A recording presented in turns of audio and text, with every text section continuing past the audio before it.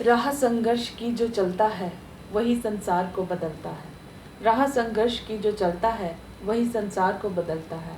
जंग जीती है जिसने रातों की, जंग जीती है जिसने रातों की, सुबह वही सूर्य बनकर चमकता है। नमस्कार, मैं नेहा और आपका मेरे YouTube चैनल नेहा अकेडमी में स्वागत है। वीडियो शुरू करने से पहले आपसे रिक्वेस्ट है कि अगर आप मेरे चैनल पे नए हैं तो मेरे चैनल को लाइक करें, सब्सक्राइब करें और ज़्यादा से ज़्यादा शेयर करें और बेल आइकन का बटन प्रेस करना ना भूलें ताकि मेरी हर वीडियो का नोटिफिकेशन आप तक पहुंच सके।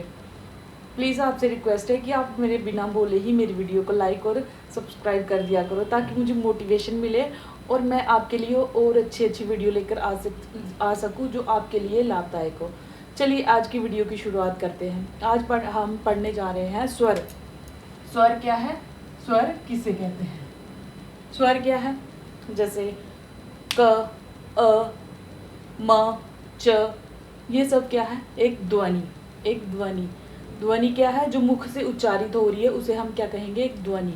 लेकिन जब वो लिखित रूप ले लेती है, जैसे क, च, ट, ये जब लिखित रूप ले लिया इसे हम क्या कहेंगे? वर्ण या अक्षर। इसे हम क्या कहते हैं? अक्षर।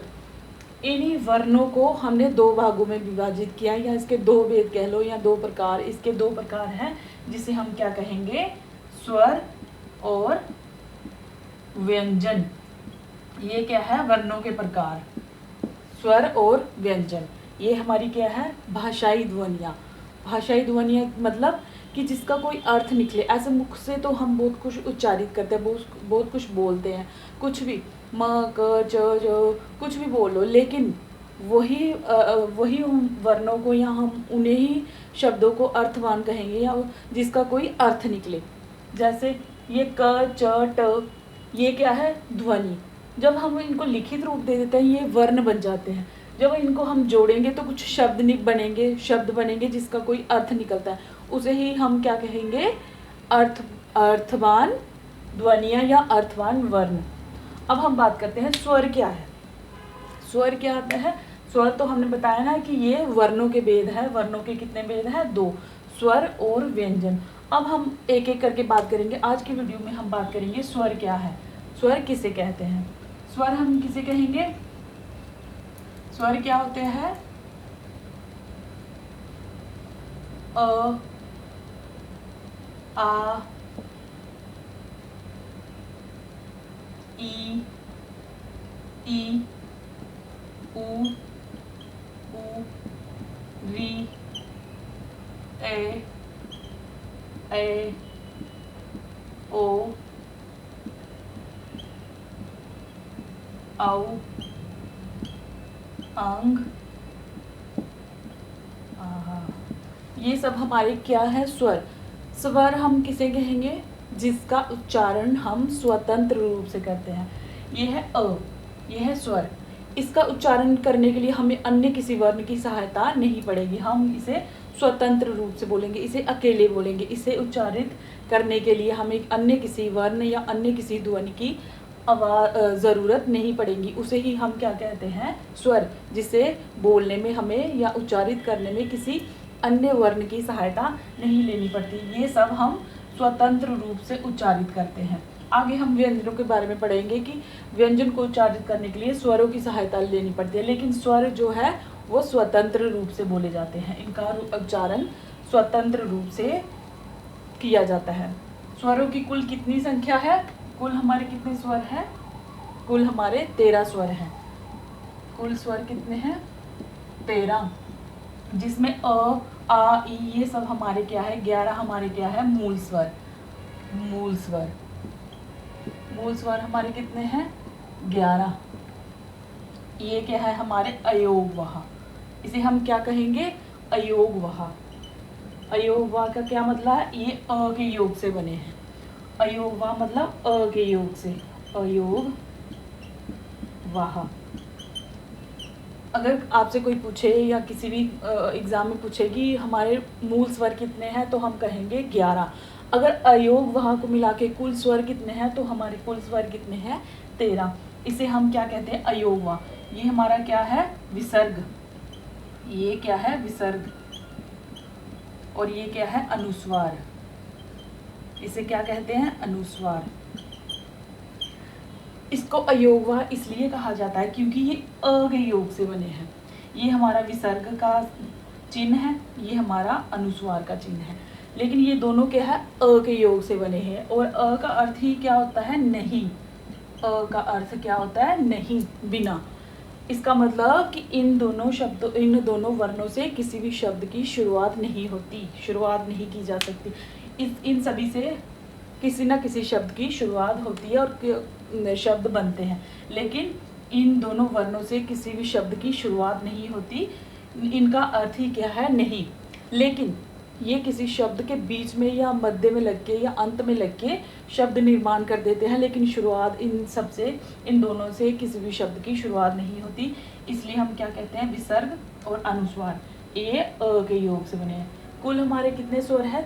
13। कुल स्वर हमारे कितने हैं? 13, जिसमें से मूल स्वर हमारे कितने हैं?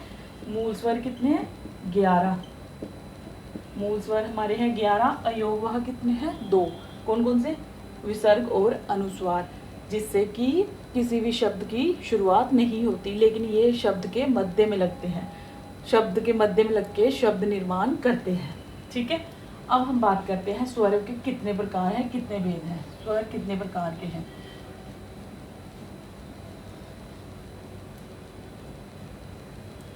हिंदी में कुल कितने स्वर हैं? 13। और मूल स्वर कितने हैं? 11। और अयोगवाह कितने हैं हमारे? 2। विसर्ग और अनुस्वार, उसे हम क्या कहेंगे? अयोगवाह। अब हम बात करते हैं स्वर के भेद। स्वर के कितने भेद हैं? हमारे स्वर के 3 भेद हैं। ह्रस्व स्वर, दीर्घ स्वर और फलुत स्वर।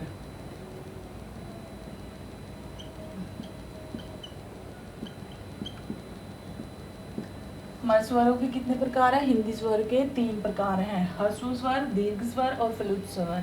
अब हम इनके एक एक करके इनके बारे में पढ़ेंगे। ह्रस्व स्वर क्या है? ह्रस्व स्वर क्या है? ह्रस्व स्वर वह है जिनका उच्चारण करने में हमें ज़्यादा समय नहीं लगता, या यूँ कहें जिसे हम आसानी से बोल लेते हैं, जिसे उच्चारित करने में हमारे ज़्यादा प्रयत्न नहीं करना पड़ता। जैसे इसे हम इसका जब उच्चारण कर रहे हैं, ये हमारे मुख को ज़्यादा प्रयत्न करने की, हमारी या तालु या जीभ, किसी को ज़्यादा प्रयत्न करने की ज़रूरत नहीं पड़ेगी। इसे हम क्या कहेंगे? ह्रस्व स्वर, जिसका उच्चारण करने में हमें ज़्यादा प्रयत्न की ज़रूरत नहीं पड़ती। अ, ई, उ, री, ये क्या है? हमारे ह्रस्व स्वर, जिनका उच्चारण आसानी से किया जा सकता है, जिसे बोलने में हमें बड़ा थोड़ा समय लगता है, बड़ा कम समय लगता है। आप यूँ भी कह सकते हो कि एक मात्रा का समय, इसमें क्या है? सभी एक मात्रा या छोटी मात्रा आ रही है, तो इसे हम क्या कहेंगे? ह्रस्व स्वर। अब हम बात करते हैं दीर्घ स्वर क्या होता है। दीर्घ स्वर मतलब 2 गुना, जिसका उच्चारण करने में 2 मात्रा का समय लगता है या फिर दुगुना समय लगता है, उसे हम क्या कहेंगे? दीर्घ स्वर। दीर्घ स्वर कौन कौन से होते हैं? आ, देखो इसका उच्चारण करने में हमें कितने आसानी से हम उच्चारण करेंगे, अ, ई, उ। और दीर्घ स्वर क्या? 2 गुना समय लग रहा है, आ, ई, उ। ये क्या हुआ? दीर्घ स्वर, जिसको उच्चारित करने में 2 गुना समय लगता है, ज़्यादा समय लगता है, उसे हम क्या कहेंगे? दीर्घ स्वर। ये सब हमारे क्या हुए? दीर्घ स्वर के उदाहरण। अब फलुत स्वर क्या होता है? फलुत स्वर हम किसे कहते हैं? जिसे उच्चारित करने में दीर्घ स्वर से भी ज़्यादा समय लगता है, मतलब इसे थोड़ा समय लगता है, इसमें 2 गुना समय लगता है और इसमें 3 गुना समय लगता है। ठीक है, आप सिंपल से याद रखना कि इसमें थोड़ा समय लगता है, इसमें 2 गुना समय लगता है, इसमें 1 मात्रा का समय लगता है, इसमें 2 गुना समय लगता है और इसमें 3 गुना समय लगता है। इसका ज़्यादातर उच्चारण हम दूसरों को पुकारने में, दूसरों को बुलाने में, दूर से बुलाने में ज़्यादातर इसका प्रयोग करते हैं। ज़्यादातर वैसे हम इन्हीं 2 का करते हैं, लेकिन इसका प्रयोग कहाँ होता है? जब हम किसी को दूर से बुलाने के लिए आवाज़ देते हैं या कुछ भी, जैसे हे भगवान, हे भगवान। दूर से मतलब भगवान को हम बोल रहे हैं, हे भगवान हमारी रक्षा करना, हरिओम। तो ये क्या हुआ? हमारा फलुत, जिसमें 3 मात्रा का समय लगता है, मतलब तिगुना समय लगता है। ये हमारे कौन कौन से, ये तो कुछ भी हो सकता है, हरिओम, ये हमारे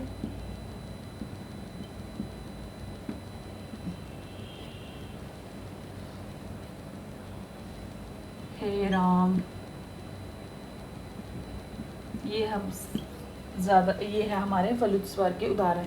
फलुत स्वर कहाँ यूज़ होता है, कहाँ इस्तेमाल होता है, जब हम किसी को दूर से उच्चारित, दूर से बुलाने के लिए जब प्रयोग करते हैं, वहाँ फलुत स्वर का ज़्यादातर, इसमें कभी कभार इसका प्रयोग किया जाता है, ज़्यादातर हम ह्रस्व स्वर और दीर्घ स्वर का प्रयोग करते हैं।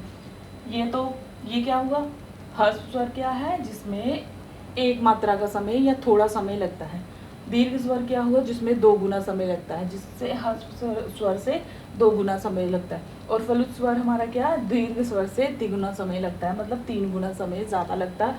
और ज़्यादातर हम इसका प्रयोग दूर से बुलाने में किया जाता है, दूर से बुलाने में इसका उच्चारण किया जाता है। ये थे हमारे स्वर। स्वर क्या है, स्वर जिसका उच्चारण हम स्वतंत्र रूप से करते हैं, या यूँ कहें कि जिन्हें किसी वर्ण की सहायता से बोला जाता है, जिसे बोलने के लिए अन्य वर्ण की सहायता नहीं पड़ती। स्वर के कितने भेद हैं, 3। कौन कौन से, दीर्घ, ह्रस्व, दीर्घ और फलुत। दीर्घ स्वर क्या होता है, जिसमें थोड़ा समय लगता है, जिसका उच्चारण करने में हमें बहुत कम समय लगता है। और दीर्घ स्वर क्या है, जिसमें 2 गुना समय लगता है, दीर्घ ह्रस्व स्वर के 2 गुना समय लगता है। और फलुत स्वर क्या है, जिसका उच्चारण हम ज़्यादातर दूर से बुलाने के लिए करते हैं, जैसे हरिओम, हे राम, हे भगवान। ये क्या हुआ, हमारे दीर्घ स्वर, ज़्यादातर हम किसी को संबोधित करते हुए, बुलाते हुए, तो यहाँ पे हमारा क्या होगा, फलुत स्वर। ये थे हमारे स्वर। आपको वीडियो कैसे लगे, प्लीज़ कमेंट सेक्शन में ज़रूर बताइएगा। नमस्कार।